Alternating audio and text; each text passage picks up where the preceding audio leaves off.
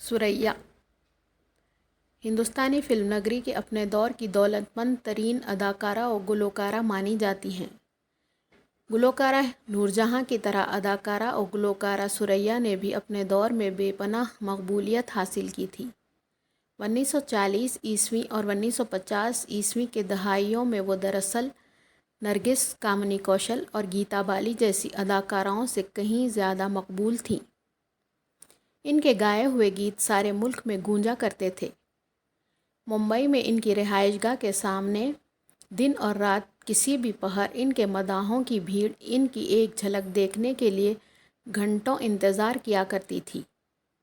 ثریا کا جنم پاکستانی پنجاب کے شہر گوجرانوالہ میں 15 جون 1929 کو ہوا تھا اور ممبئی میں 31 جنوری 2004 کو انہوں نے وفات پائی۔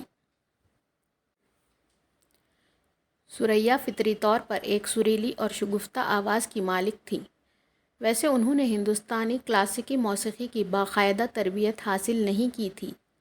ایک بار جب موسیقار نوشاد نے ریڈیو پر ثریا کے گیت سنے تو انہوں نے ثریا کی آواز میں اپنی فلم شاردا کی ہیروئن مہتاب کے لیے یہ گیت ریکارڈ کروایا۔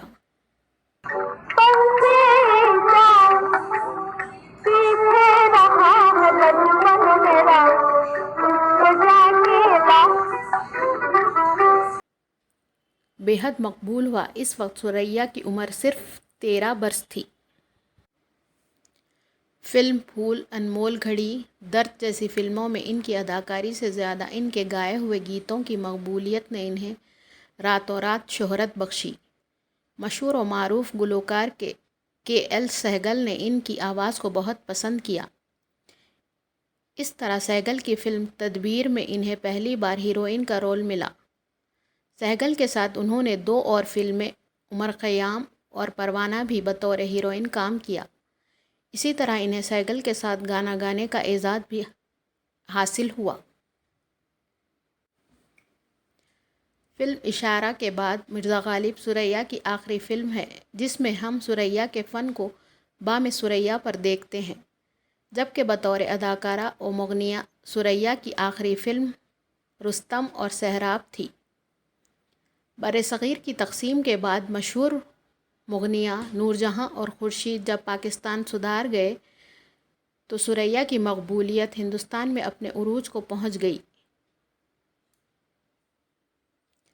البتہ 1950 کے بعد لتا منگیشکر سبھی موسیقاروں کی پسندیدہ گلوکارہ بن گئی تھیں۔ چونکہ گانے کے فن و رموز پر لتا منگیشکر مکمل دسترس رکھتی تھیں، اسی لیے ثریا نے گانے اور اداکاری دونوں سے رفتہ رفتہ دوری اختیار کر لی۔ وہ خود لتا کو اعلیٰ پائے کی گلوکارہ تسلیم کرتی تھیں۔ اداکار دیو آنند کو ثریا بہت پسند کرتی تھی۔ دونوں نے 6 فلموں میں ایک ساتھ کام کیا تھا، لیکن ثریا کی والدہ ان دونوں کی قربت کو پسند نہیں کرتی تھیں، اسی لیے ثریا نے کبھی شادی نہیں کی۔ اپنی عمر کے آخری دنوں میں وہ بالکل گمنامی کی زندگی بسر کرتی رہیں۔ ممبئی میں بعمر 75 سال 2004 میں وہ انتقال کر گئیں۔